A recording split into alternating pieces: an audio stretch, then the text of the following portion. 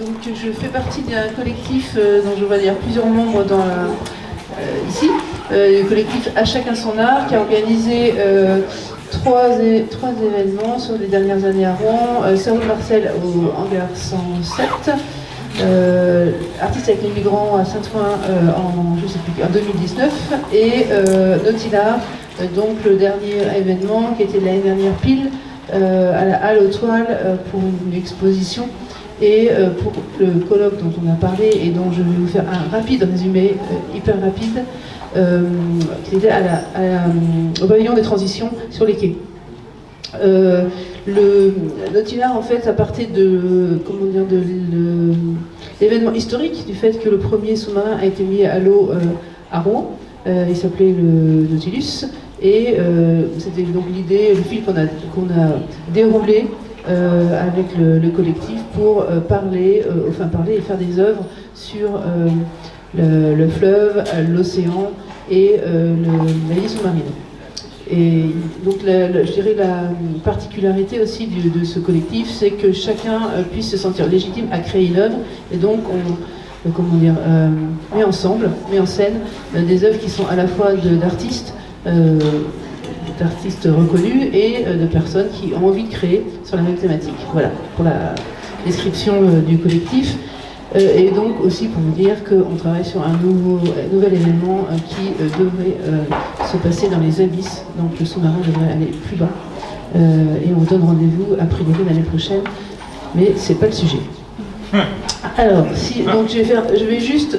alors j'ai réécouté ce matin, pour vous le présenter, les deux tables rondes qui étaient sur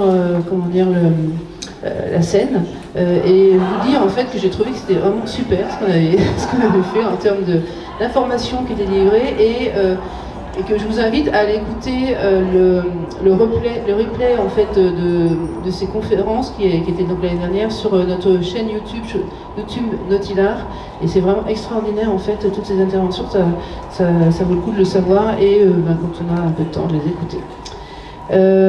Et donc sur la partie qui concernait la Seine, ce qui a été dit, rappelé, c'était que la Seine c'est la colonne vertébrale de la métropole de Rouen, et que y a les 3/4 des habitants qui sont dans une commune qui borde en fait la Seine. Donc c'est vraiment super important en fait pour Rouen, pour ses habitants, et c'est un vrai sujet important, d'autant plus que ce qui a été dit aussi, c'est qu'avec le changement climatique, ça a été évoqué rapidement, plus de 50% de la superficie de pas mal de communes d'ici 50 ans, peut-être 100 ans, sera sous l'eau.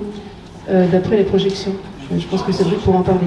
Et donc c'est aussi, en fait, la question de la baignade, on voit que c'est vraiment un sujet qui rentre dans un sujet très complexe qui va aussi évoluer avec le changement climatique.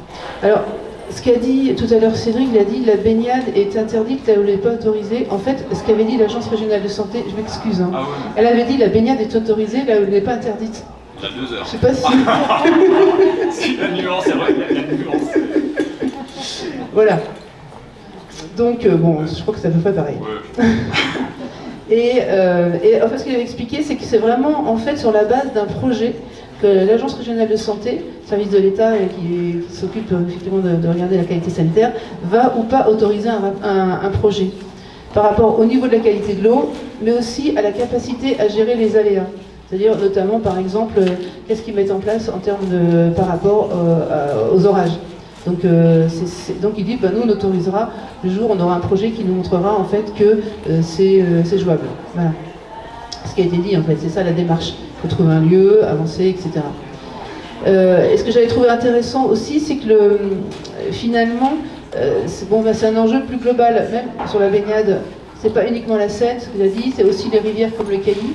Mais ce qui a été dit par Gabrielle Boulot, qui est la directrice du programme de recherche Puren-Seine, qui est en aval, en amont, chance sur deux, du Gypsum Aval, c'est qu'en fait, elle disait ce qui est important, c'est de voir plus largement comment on réhumidifie la ville.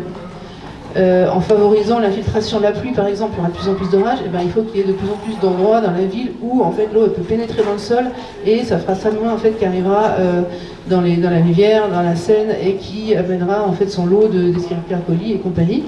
Et ça, je crois que c'était vraiment intéressant.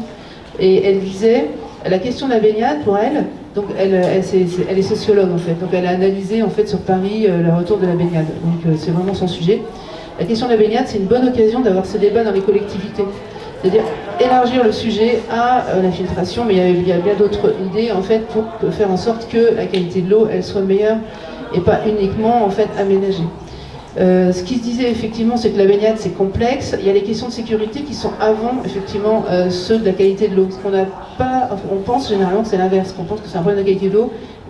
Et en fait, c'est d'abord les courants, comme ça a été dit, le passage des bateaux, les vagues, les marnages, parce qu'il y a des grands changements de marnage. Donc on l'a vu sur juste une petite demi-heure, on s'est baigné, ça a vraiment bien laissé. Et ça devenait très glissant, je peux vous dire.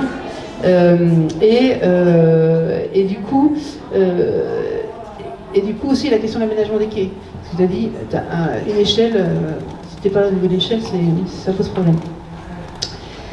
Il y a des questions qui étaient intéressantes aussi sur comment en fait c'est organisé pour coopérer entre les différents organismes en fait qui ont tous des prérogatives sur le sujet. Et donc, ce qui vous avait été dit, c'est qu'il y a un nouveau syndicat de gestion des berges qui a été créé il y a 1 an ou 2. Donc ça, c'est plutôt bien, a priori. Donc c'est le département de Seine-Maritime qui le finance avec la métropole. Il y a d'autres collectivités qui financent. Mais ce qui nous a été dit aussi, c'est que selon les communes ou les collectivités, ils n'ont pas donné les mêmes prérogatives aux syndicats. C'est-à-dire qu'il y en a des communes, ils vont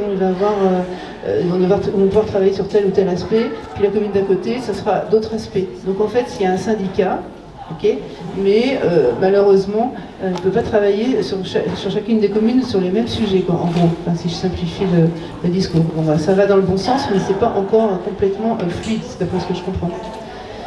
Voilà. Et donc bon, ça veut dire qu'il y a encore, je pense, des sujets. Ce que disait aussi Gabrielle Boulot, elle disait, voilà, comment ça se passe quand on envisage à nouveau la baignade. Et en fait, elle a dit exactement en fait, ce qui est en train de se faire aujourd'hui. Elle disait qu'il y a des collectifs qui se mobilisent pour montrer qu'ils sont prêts à se baigner. Donc ça, pour elle, c'était, voilà, systématiquement, il y a ça. Il y a aussi des épreuves sportives qui sont organisées, puis il y a des initiatives spontanées. Donc ça, c'est des choses en fait qui sont, on va dire, nécessaires en fait pour que ça puisse aussi progresser. Donc voilà, c'était une bonne chose que de faire ça, surtout qu'il y a eu France 3, comme vous avez pu voir, qui est resté 2 heures. Voilà, c'est des sujets, ça fait partie en fait de la démarche. Alors voilà, j'arrive vers presque la fin. Dominique Leglu, qui était la directrice de Sciences et Avenir, directrice éditoriale de Sciences et Avenir, elle a dit, bah, ça serait bien, ça serait une pêche miraculeuse. Elle était la marraine en fait du colloque. Ça serait une pêche miraculeuse si elle faisait germer dans nos esprits des idées, car c'est à nous, humains, d'investir notre avenir et qu'il soit bon pour nous, humains, et pour la Seine. Je trouve que c'était pas mal. C'est-à-dire, effectivement, ben oui, c'est aussi à nous de nous prendre en charge pour faire avancer le schmilblick. Voilà. Et ce que j'ai aussi retiré, l'avant-dernier élément, c'est que j'ai trouvé, en fait, que... alors, ce qu'a dit VNF, Voie navigable de France, qui est donc la gestion jusqu'à l'île Lacroix, en fait, du cours d'eau, de la Seine, elle a témoigné du fait que depuis le Covid, donc eux, ils ont aussi, en fait, dans leur prérogative, le fait de favoriser les activités touristiques au bord de la Seine. Et ce qu'elle a dit, c'est qu'en fait, depuis le Covid, les collectivités leur demandaient beaucoup de choses. On leur demandait voilà, de les aider à faire telle ou telle chose, on les autorisait à faire un certain nombre de choses, ou même ils leur disaient on veut faire des choses, on ne sait pas quoi, qu'est-ce que vous nous dites. Et donc il y a vraiment, comment dire, de la part des collectivités, en tout cas elle en témoignait, des demandes en fait pour se réapproprier la Seine, etc. Donc c'est plutôt aussi dans le bon sens. Je pense que, et le dernier élément que je voudrais vous témoigner, c'est finalement, ça répondait un peu à une question d'une personne qui était là tout à l'heure, c'était que finalement, pour il faut se réapproprier la Seine pour avoir envie de la protéger. Et alors c'est exactement la démarche de Manuel Hanot. Il y a des photos, je pense, de Manuel en fait qui fait des photos, voilà, sur des photos des films sur ce qu'il y a dans la Seine, les poissons, pour montrer en fait que c'est un milieu qui est intéressant, enfin qui est beau et qu'il faut le protéger. C'est pareil, en fait, il y avait Odyssène qui étaient deux jeunes filles de Rouen qui ont monté ou descendu la Seine, qui ont descendu la Seine de la source jusqu'à Rouen et au Havre, je crois. Et donc du coup, qui nous montrait en fait finalement tout l'attachement qu'elles avaient eu au fur et à mesure en fait de leur voyage. Et donc tout ce qui se fait, la petite balade en kayak, etc. Tout ça en fait c'est de dire il y a la Seine ici, c'est beau, il y a des choses à voir, à pratiquer, et tout ça, ça permet en fait d'avoir envie de la protéger. Et donc si le plus grand nombre peut le faire, les enfants, etc. Et ben ça va dans le bon sens. Voilà ce que j'ai retenu de. Ça va comme temps.